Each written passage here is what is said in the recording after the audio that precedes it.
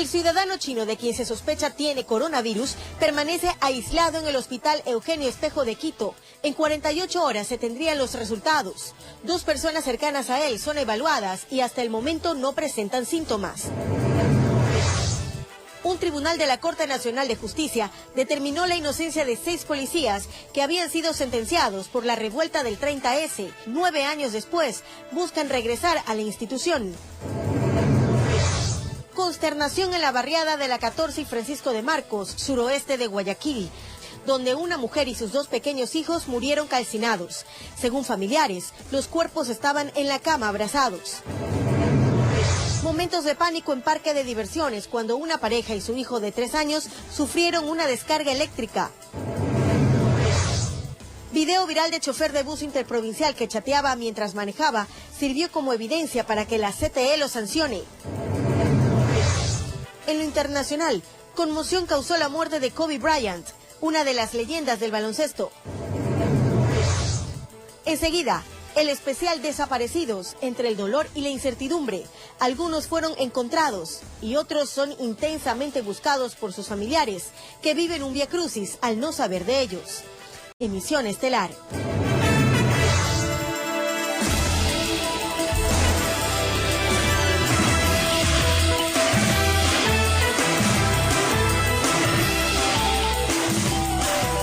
Lunes 27 de enero, amables televidentes de todo el país, buenas noches y bienvenidos. Iniciamos esta semana de labores con la más completa información. El ciudadano chino de quien se sospecha un caso de coronavirus permanece aislado en el Hospital Eugenio Espejo de Quito. Las autoridades de salud anunciaron que 2 personas cercanas a él están siendo evaluadas y hasta el momento no presentan síntomas. Las unidades médicas refuerzan sus protocolos.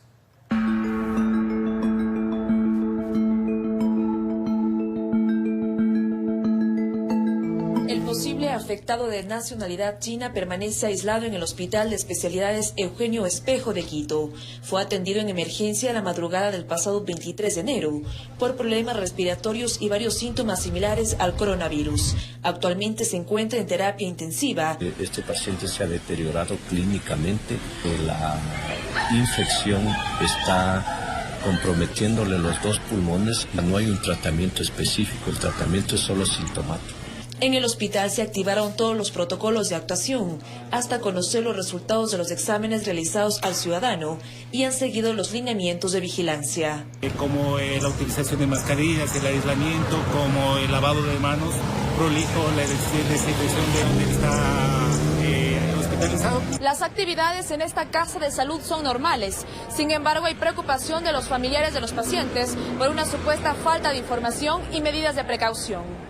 Que avisar a los pacientes, a las personas que estamos ingresando al hospital para prevenir. Los están desempeñando con mascarillas, los no están tranquilos porque ahorita no saben nada, no sabemos nada, no nos comunican. Mientras que las autoridades de salud monitorean a 2 personas cercanas al paciente, se trata del acompañante de su viaje y de la persona que le recibió en el aeropuerto Mariscal Sucre de Quito el pasado 21 de enero. Actualmente están asintomáticos, cumplen con las medidas de respiratorias, con una mascarilla que es lo recomendable, y por hasta el momento lo estamos monitoreando para ver si es que tienen algún cambio en signos o síntomas. Al ser consultados si las unidades médicas están preparadas para este tipo de emergencias, esta fue su respuesta. Los reactivos están siendo adquiridos por el país, llegarán en los próximos días para nosotros poder continuar con el diagnóstico por laboratorio ya con la capacidad instalada. Los expertos insisten que es necesario que la población no se alarme y comprenda cómo se comporta el virus. El antecedente de viaje tuvo que haber estado 14 días antes, que es lo que recomienda la Organización Mundial de la Salud, en una localidad china. En horas de la tarde, las autoridades de salud desmintieron la muerte del paciente tras varios comunicados falsos que circularon en redes sociales. Informó Priscila Cadena. Por su parte, la ministra de Salud, Catalina Andramuño, confirmó que en 48 horas se tendrá el resultado positivo o negativo del único caso sospechoso de coronavirus que hay en el país.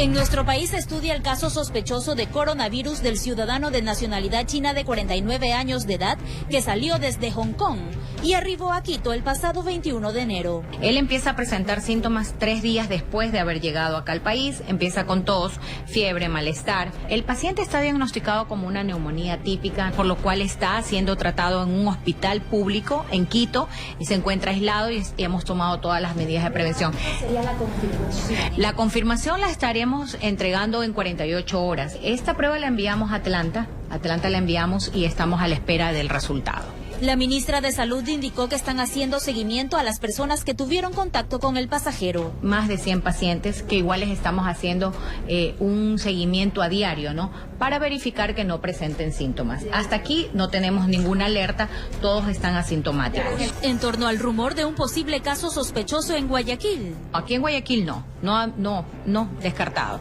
Solamente se le está haciendo el seguimiento porque procede de uno de los lugares donde se ha presentado la enfermedad. Entre tanto, en la terminal aérea de Guayaquil, varios pasajeros que arribaron al Ecuador indicaron que no fueron sometidos a controles como medida de prevención. No, ninguno. ¿Qué les han indicado? No, nada. Debería estar alguna persona dándonos una mascarilla o dando algún tipo de control, pero no, ninguno. Desde México no hay ningún control, y igual aquí en Guayaquil pues ninguno. Preocupante la situación porque deberían tener un cuidado más estricto. Los controles siempre estuvieron desde el primer momento. Nosotros tenemos aquí 24 horas un puesto del Ministerio de Salud. Todo pasajero antes de ingresar al país tiene que ser revisado en el caso de que sea necesario. Cerca del mediodía, la ministra de Salud acudió hasta el aeropuerto José Joaquín de Olmedo y se reunió con representantes de Taxa y de la aviación civil para disponer que se instalen 2 puntos más de revisión a los pasajeros. Uno a la entrada del tránsito de pasajeros y otro a cuando los pasajeros bajan para migración, para estar un poco más visibles y que la ciudadanía se dé cuenta que realmente estamos como Ministerio de Salud Pública realizando los controles. Las autoridades manifestaron que se están reforzando las medidas preventivas y los controles en puertos, aeropuertos y zona de frontera. Informó Roselena Vasconés.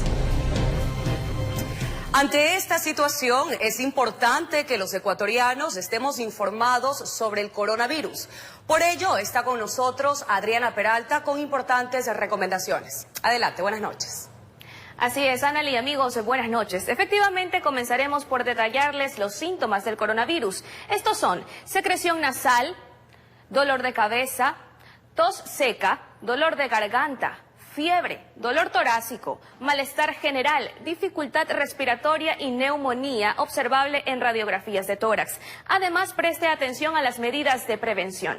Debe evitar el contacto cercano con cualquier persona que presente estos síntomas de enfermedades respiratorias, como tos y estornudos. No olvide lavarse las manos con frecuencia, usar gel antiséptico, cubrirse tanto boca como nariz al toser y estornudar. Use mascarillas, evite las aglomeraciones y no se automedique, por favor.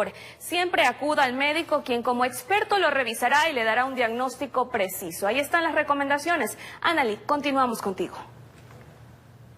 Gracias por estas importantes recomendaciones y a ponerlas en práctica. Ahora pasamos a otro tema, amables televidentes, y presten mucha atención porque continúa la consternación en el sector donde una mujer murió calcinada junto a sus 2 pequeños hijos en un incendio registrado en la 14 y Francisco de Marcos, al suroeste de Guayaquil. Según sus familiares, los cuerpos de las 3 víctimas fueron encontrados en la cama abrazados.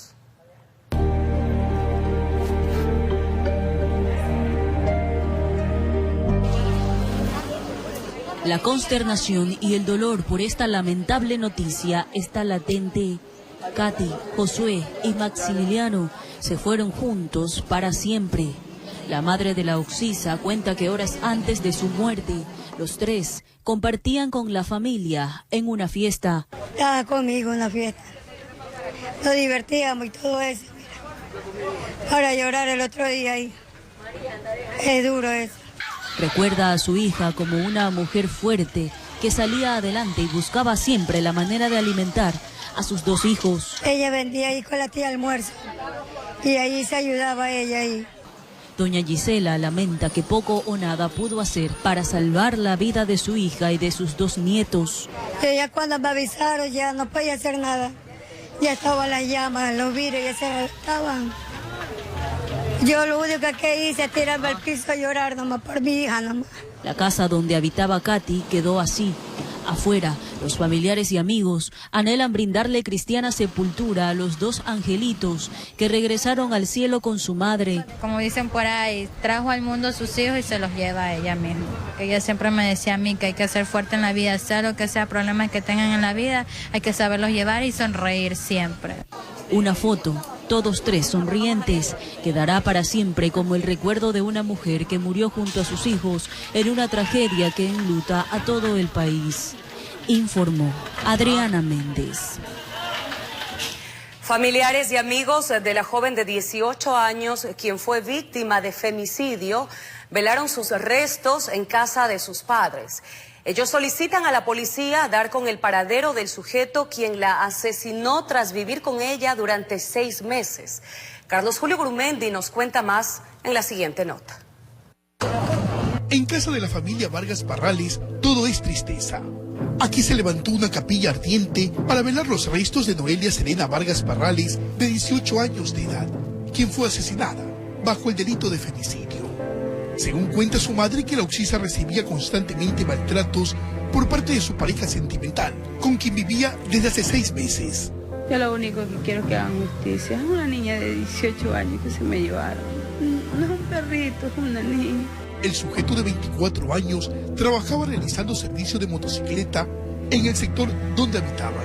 A veces tenían problemas, él era muy celoso y incluso el día sábado de tarde, como a las 5 de la tarde, la amenazó que si ella iba a ver su ropa, pero que se atenga a la consecuencia de lo que le iba a pasar. El cuerpo de la joven fue hallado en su habitación.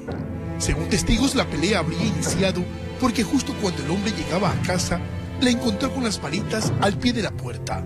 Ya tenía listas sus maletas para salirse de la casa, para irse a vivir con sus padres. Por lo que llega su cónyuge, le encuentran con las maletas y le dice que a dónde se iba, y ella le indicó de que iba a salir ya de la casa. Por lo que a esta persona no le gustó y saca a reducir su arma y le propina varios disparos y le provoca la muerte. Noelia habitaba en este sector, Flor de Bastión, al noroeste de Guayaquil. Quienes la conocían aseguran que se trataba de una chica tranquila, no tenía problemas con nadie. Hoy lamentan su muerte. Con Pamela se conocían desde pequeñas, eran amigas de confianza. Dicen que por varias ocasiones Noelia le había comentado de los golpes y maltratos que recibía. Me dio pena porque ella pues dejó que la mamá tanto la cuidaba, todo, pero ahora la ha dejado destrozada. La policía está tras la pista del individuo. En tanto, los restos de la mujer serán trasladados hacia la provincia de Manabí, donde recibirá cristiana sepultura. Informó Carlos Julio Gurumendi.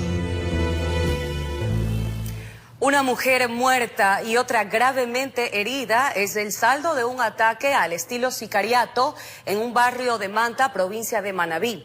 Las víctimas fueron abordadas dentro de su vivienda. Una de ellas registra antecedentes por robo. Al menos 12 balazos fueron detonados en contra de 2 mujeres en Manta, provincia de Manabí. Las víctimas fueron atacadas al estilo sicariato dentro de una vivienda. Una de ellas murió en el comedor de la casa, mientras su hermana resultó gravemente herida. La una falleció de 42 años y la otra se encuentra en el hospital, herida con 32 años. Se presume que ingresó un individuo, les disparó y salió en precipitada carrera. El hecho ocurrió en las calles J9 y J10 del barrio Jocay. Consternados, los vecinos de la zona no daban crédito a lo sucedido a las hermanas Zambrano Álava. Son mis amigas. ¿A qué se dedicaba ella? Amas de casa. Buena vecina, por todo. Bueno, pues súper chévere. ¿Están consternados con lo que ha pasado? O sea, estamos ¿cómo se llama? Impactadas. La fallecida recibió 2 balazos, registra antecedentes penales por robo, mientras su hermana recibió 3 y se encuentra en estado crítico, asilada en una casa de salud. Estamos manejando ya las investigaciones, DINASED está en el punto, estamos tratando de sacar la mayoría, estamos verificando cámaras de videos que nos ayuden al esclarecimiento de este hecho. En la escena, la policía de criminalística levantó varios casquillos dentro y fuera de la vivienda que serán cotejados para determinar si el arma ha sido utilizada en otros hechos delictivos. Se levantaron o se fijaron 12 indicios, los mismos que fueron levantados posteriormente, y se coordinó el trabajo ya con el resto de unidades policiales para continuar con la investigación. Con cámaras de Eduardo García desde la provincia de Manabí, informó Wendy Delgado. Momentos de pánico vivieron los asistentes a un parque de diversiones en Naranjito cuando una pareja y su pequeño hijo sufrieron una descarga eléctrica de un cable de alta tensión. Los más afectados fueron el padre y el menor de 3 años, quienes están asilados en diferentes casas de salud.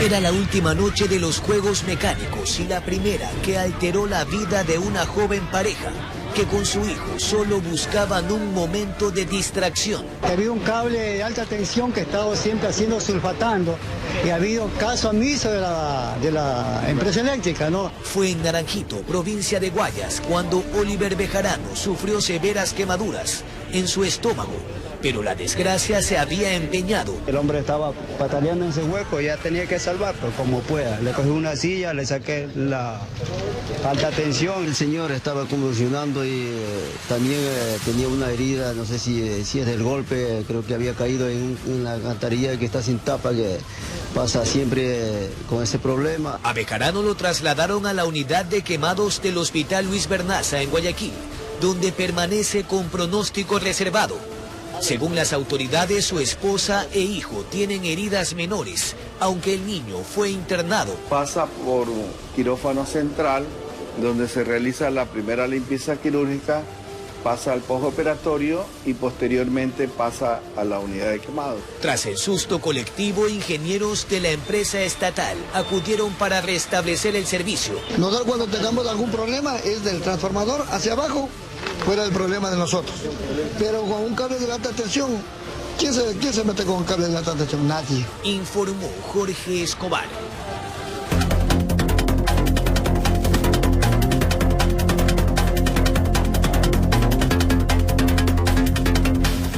Un video viralizado en redes sociales sirvió como prueba para que los agentes de la Comisión de Tránsito del Ecuador sancionaran al conductor de un bus interprovincial, quien fue captado chateando por teléfono mientras conducía el medio de transporte.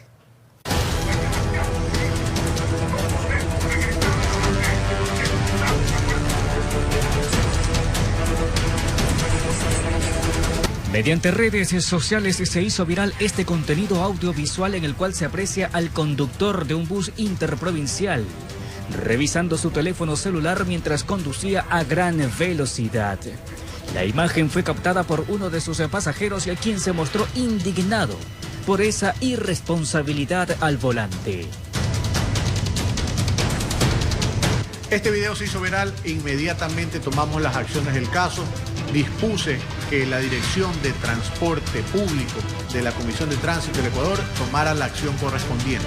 De forma inmediata, el personal de la Comisión de Tránsito del Ecuador emprendió acciones con la finalidad de sancionar al conductor de esta unidad de transporte, a quien se le impuso $40 de multa y menos 3 puntos en su licencia. Se lo esperó al conductor en la terminal, esperando su retorno. En el instante que el conductor vino con el mismo bus a la terminal terrestre, fue en ese momento citado por parte de nuestras autoridades. El teléfono celular mientras conduce y poner en riesgo la vida de los pasajeros, y aún así voy a proceder con una citación. Se conoció que la cooperativa a la cual pertenece este bus de transporte también recibió sanciones por el accionar del conductor. Asimismo, dispuse de manera inmediata que se tomara control con la cooperativa, instándoles a tomar las acciones del caso, las cuales solicitamos que sean las más drásticas. De su parte, el gobernador de la provincia, Pedro Pablo Duar, comentó mediante redes sociales: gracias al oportuno y excelente trabajo de CTE Ecuador, este chofer fue separado de sus funciones. Mientras tanto, el director de la entidad de tránsito confirmó la situación. La cooperativa ha tomado esas acciones el día de hoy, en la mañana, solicitando la separación de este conductor, el mismo que ya fue separado en horas de la mañana.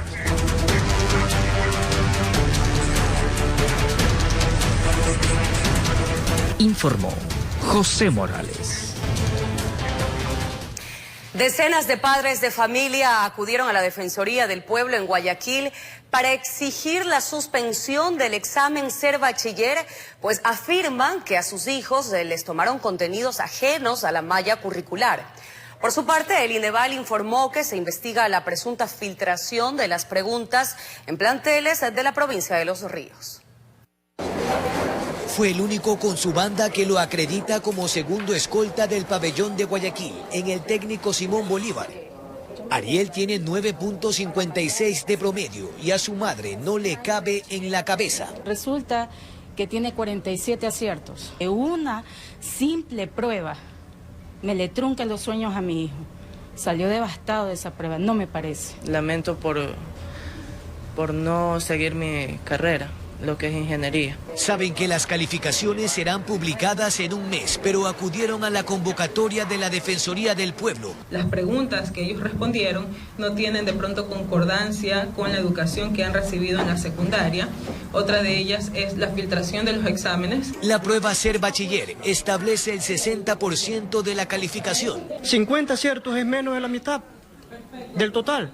Va a haber una proporción con la nota final. La Fiscalía ya inició una investigación en torno a la presunta filtración de los exámenes Ser Bachiller que habría salido de uno de los planteles de la provincia de Los Ríos. Que no hay mucho que investigar, es simple pedir las estadísticas de todos los que dieron en el primer grupo y compararlos con el promedio del segundo grupo, y hay una diferencia abismal. Señores, que se anule esta prueba. Los resultados nos muestran un buen comportamiento en general y que también las situaciones que no debieron ocurrir se han identificado. Y en tal caso también verificar si se podría iniciar una garantía jurisdiccional. Este martes el director de INEVAL mantendrá un encuentro privado con los padres en Guayaquil. Mientras, ellos solo quieren un cupo, afirman, para lo cual se han quemado las pestañas, informó Jorge Escobar.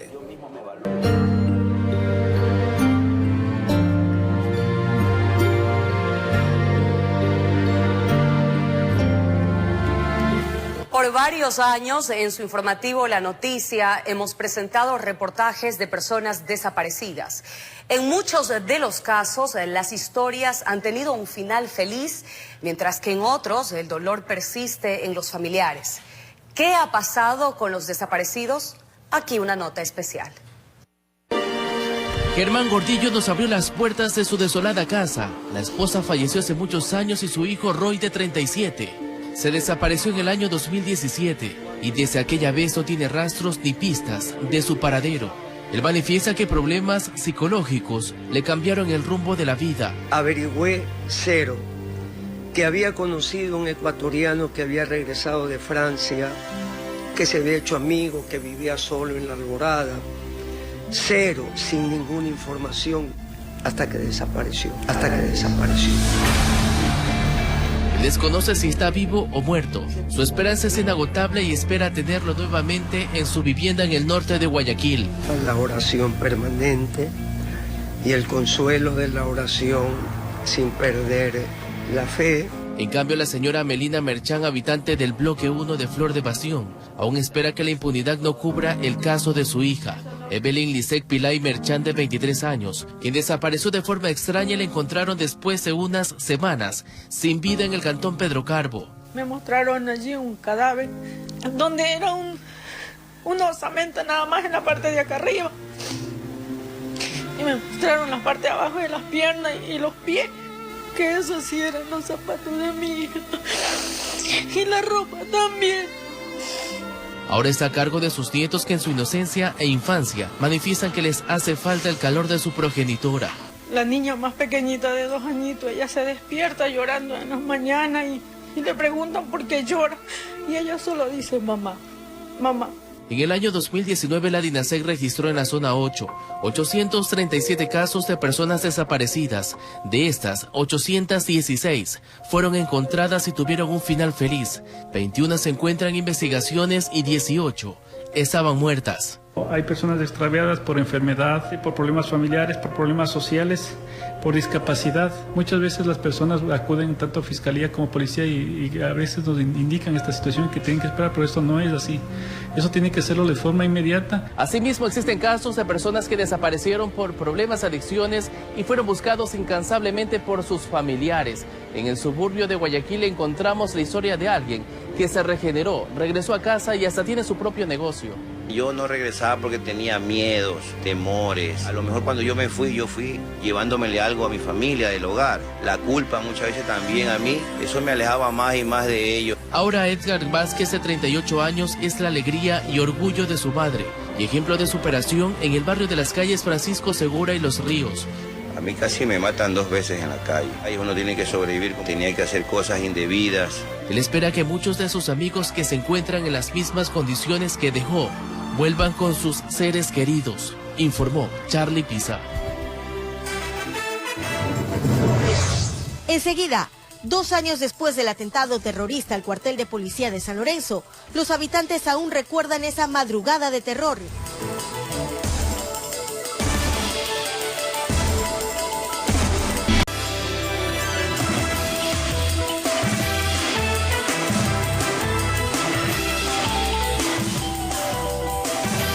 Amables amigos, gracias por permanecer en nuestra sintonía. 2 años después del atentado terrorista del 27 de enero que causó alarma en el cantón San Lorenzo en Esmeraldas, sus habitantes aún recuerdan lo que vivieron esa madrugada. Un coche bomba destruyó el cuartel de la policía, afectó casas y dejó secuelas en decenas de familias.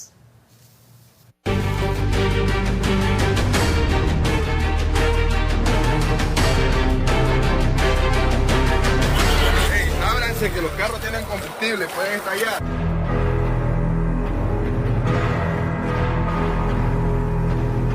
Era la primera vez que el país vivía un atentado terrorista de esa magnitud. El blanco de los autores, el cuartel de policía de San Lorenzo, ubicado al ingreso del cantón fronterizo. La madrugada de ese 27 de enero del 2018, quienes dormían en las casas cercanas al objetivo se despertaron atrapados en medio de escombros, latas, madera, los ventanales destrozados. El caos se apoderó de la zona. Milagrosamente no hubo víctimas mortales. No se olvida eso, porque siempre estamos pendientes con el susto que tuvimos anoche. La vivienda de 2 plantas de Nilda Valencia está al costado izquierdo del cuartel. Producto de la explosión sufrió serios daños. La mujer cuenta que la ayuda que recibió fue poca, que los mayores costos corrieron por cuenta propia para poder reconstruir la casa. ¿Puede dormir tranquila? No, siempre dormimos, pero con ese susto de que tuvimos anoche. Solo confiamos en Dios que no vuelva a suceder. Luego de 24 meses conversamos con Leonardo. El hombre de 28 años de edad tiene secuelas en su cuerpo. El coche bomba explotó a 4 metros de su casa, donde dormía con su esposa e hijos. Una esquirla aún le queda en la espalda y tendrá que vivir con el pedazo de lata para siempre. Que si me opero me quedo inválido y además pues no puedo hacer fuerza, porque si hago fuerza pues se me puede mover esa lata. 2 años del atentado terrorista que destruyó el cuartel de la policía también afectó a las viviendas vecinas. Prácticamente solo les separaba la calle. Aún en los habitantes queda el recuerdo fresco de lo que pasó esa madrugada. Las casas del barrio La Delicia, levantadas con madera y bloque, quedaron destruidas, todas fueron demolidas y a los afectados les entregaron nuevas viviendas. Estamos incómodos, una casa pequeña. La parte pequeña, pues, mal hecha, pues una pared toda chueca, mal pintado. El cuartel policial también luce diferente, mejor dicho, fue reconstruido. El movimiento policial volvió a ser el mismo, eso sí, con otras medidas de seguridad. La ola de violencia de ese entonces se prolongó hasta abril, con nuevos ataques, asesinatos y secuestros, todo atribuido al extinto alias Guacho. Un cuartel con mejores condiciones de protección, que nos permita reaccionar de manera inmediata ante un atentado. La presencia de fuerzas especiales de la policía, así como militar, ha logrado que la población vuelva a respirar calma y vivir en relativa tranquilidad. Se necesita mucha mayor intervención estatal, tanto con organismos de seguridad como con otras instituciones, especialmente en el ámbito educativo y comunitario. Mientras la autoridad local también hace su parte para recuperar la imagen de San Lorenzo del Pailón, que la riqueza de la propia tierra con un clima subtropical y su cultura sean los mejores atractivos. Hemos levantado la cabeza y hemos dicho: San Lorenzo va a salir de toda esta situación y hemos declarado que San Lorenzo es una ciudad de alegría. Todos esperan que el episodio registrado hace 2 años no se vuelva a repetir. Desde San Lorenzo, con imágenes de Francisco Corella, informó Iván Casamen. Mañana, en una segunda entrega, conozca qué pasó con el puente binacional sobre el río Mataje, ubicado en San Lorenzo. Quiénes pueden transitar, quienes tienen restringido el paso y su situación actual. No lo olvide, mañana en un informe especial. Ahora queremos contarles que la ministra de Gobierno, María Paula Romo, y el defensor del pueblo discrepan en torno a la supuesta muerte de José Rodrigo Chaluiza, una de las presuntas víctimas, en el contexto de las manifestaciones de octubre de 2019. La defensora asegura que tiene documentada la muerte del ciudadano. Estas declaraciones las emitió la ministra de Gobierno, María Paula Romo, el pasado 15 de octubre del 2019, tras la intensa jornada de protestas que sacudió al país en contra de las medidas adoptadas por el gobierno. Ahí Romo habló de José Rodrigo Chaluiza, quien está incluido en la lista de la Defensoría del Pueblo como una de las víctimas mortales en el contexto de las protestas. Hay una persona incluida en la lista de la Defensoría del Pueblo cuyo nombre no lo encontramos en ninguna institución, que no está en ningún reporte, y que podría tratarse de un nombre repetido de esa misma lista, que efectivamente es una de las personas que sufrió una caída en San Roque. Chaluiza José Rodrigo. Romo ese día sostuvo que no ha sido comprobada la muerte del ciudadano en mención, pues al parecer en el contexto de las protestas se registraron 2 ciudadanos víctimas mortales con el mismo apellido. Coincide como José y Chaluiza con el otro nombre, pero hay un segundo nombre distinto, por eso en la lista de la Defensoría del Pueblo aparecen como 2 personas distintas. Justamente que ella decía que habían 2 personas que posiblemente sean las mismas porque compartían el mismo nombre y el mismo apellido. El uno es José Daniel Chaluiza Cusco y el otro es José Rodrigo Chaluiza, que incluso su otro apellido es Chaluiza. De su lado, el defensor del pueblo, Freddy Carrión, defendió la lista manejada por la Defensoría y aseguró que el ciudadano en mención, basado en denuncias y en testimonios, sí está muerto. Nuestra investigación, más bien a las denuncias que recibimos, primero de la FEINE, segundo de los propios medios de comunicación, tercero, hay testimonios que están reportados, registrados en la CIDH, dan cuenta de que efectivamente tanto Inocencio Tucumbi como el señor José Rodrigo Chaluiza fallecieron en el Parque del Arbolito como producto de la acción de la Policía Nacional. Esta es una tarea de la Fiscalía General del Estado que debe investigar y determinar si falleció o no falleció. La ministra de Gobierno, María Paula Romo, además indicó en su cuenta de Twitter que la Defensoría no contrastó la información misma que fue usada por la CIDH y la Asamblea Nacional. La Comisión Interamericana de Derechos Humanos, en su informe sobre el paro, sí registró la muerte de José Daniel Chaluiza y precisó que otro nombre, José Rodrigo Chaluiza, no consta en los partes de defunción del Estado, informó Marilyn Jaramillo. La Comisión de Fiscalización revisó el informe del proceso de juicio político a la presidenta del CNE, Diana Atamaín. Según los criterios de los asambleístas, todavía no existiría certeza de si el proceso pasará al Pleno. El plazo para que la Comisión de Fiscalización presente el informe respecto del enjuiciamiento político a Diana Atamaín vencía este lunes. En tal virtud, los integrantes de esta mesa legislativa aprobaron la ampliación por 5 días más del análisis y debate del texto. En ese sentido, lo expuesto se basó en la parte estructural del documento. El documento solamente contiene la estructura del informe, contiene todo el proceso que ha realizado la comisión, detalla las comparecencias, detalla las pruebas anunciadas y toda la parte argumentativa legal de este juicio político. La parte medular de este documento prácticamente se construye en los próximos días, a partir de hoy, con, en este caso, las ponencias de los asambleístas. Desde Alianza País esperan que esta etapa culmine para adoptar una posición respecto si apoyarán o no el juicio político a Atamaín. Sin embargo, desde Creo, quienes aspiran que se votará el informe entre miércoles o jueves, tienen ya definida una posición. Nuestro bloque pues plantea de que vaya como recomendación del juicio político al Pleno de la Asamblea Nacional. Las causales del juicio político contra Atamaín mantiene convencidos a varios integrantes de fiscalización que existe incumplimiento de funciones. Sin embargo, las posturas todavía no se muestran firmes. Tenemos nosotros dentro de los registros del BIN a 5 miembros de Pachacuti He escuchado a unos de ellos que no es conveniente este juicio, pero en todo caso la bancada tiene que definir una postura. En todo esto hay otros asambleístas que creen que aquí también se marcan las instancias políticas, en donde creen que dentro de este juicio político existen otros intereses de quienes desde el CNE buscan la salida de Atamaín. Que hay un partido político, como es Creo, que se quiere tomar por asalto el Consejo Nacional Electoral. Y eso nosotros, como demócratas que somos, vamos a defenderlo hasta las últimas. La aprobación del informe podría extenderse hasta el próximo día sábado. Solo en ese momento se conocerá si existieron unas voluntades para llevar ante el Pleno a la presidenta del Consejo Nacional Electoral. Informó Javier Rosero. Mañana en la noticia de las 5:45, agencia de recaudación fue asaltada por segunda ocasión y por el mismo delincuente en menos de 15 días.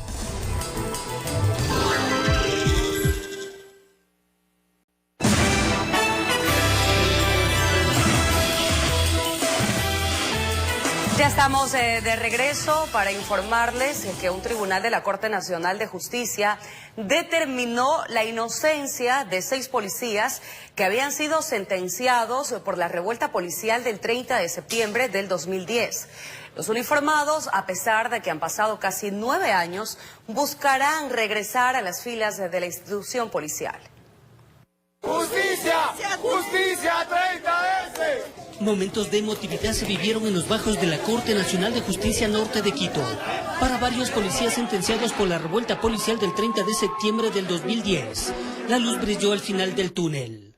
Nos sentenciaron en el 2017, estuvimos un año huidos para no ir detenidos, tuvimos problemas familiares, pero gracias a Dios y a la Asociación Víctimas 30 de septiembre, se dio hoy la audiencia y la justicia hizo lo que tenía que hacer nada más. Dictó lo que siempre fuimos nosotros, inocentes.